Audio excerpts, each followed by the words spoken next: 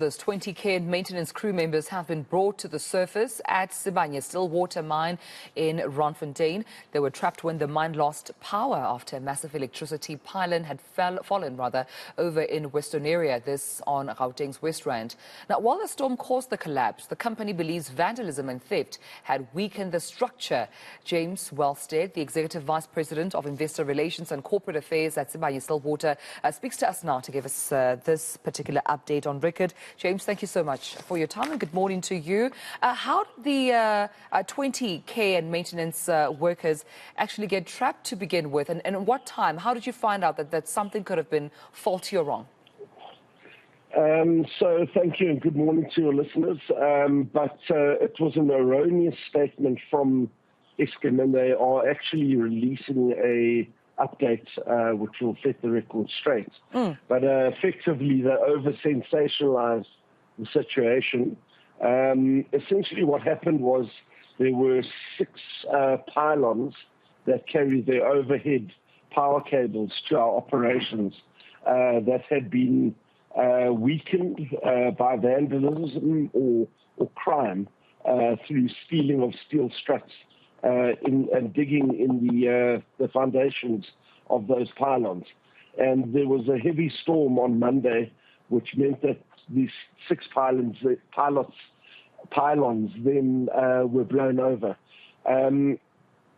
So this cut power to our operations, which did result in some people needing to be brought up from underground.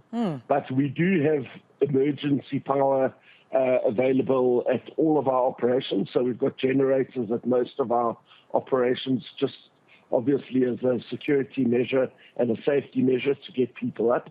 And we were quite quickly able to bring them up. So there were about 20 people who were care and maintenance crews. And the incident happened at about 3:30 on Monday. And we were able to get them all up by about 6 o'clock on Monday. So they were never trapped. All that happened is there was a power outage. We had to restore emergency power, and then we were able to bring them up. All right, so no one was injured. Everyone is still safe and sound. No one needed emergency, medical attention or anything of that sort. Not at all. There was no danger at any time. The cooke operations, and again, this is something that Eskom said, is they put in the release that the operations ground to a halt and production ground to a halt. But we actually closed these mines in 2017 for various reasons, including illegal mining and collusion between employees. So all we have is what we call the care and maintenance crews, which are crews of people who are looking after essential equipment, pumping, etc.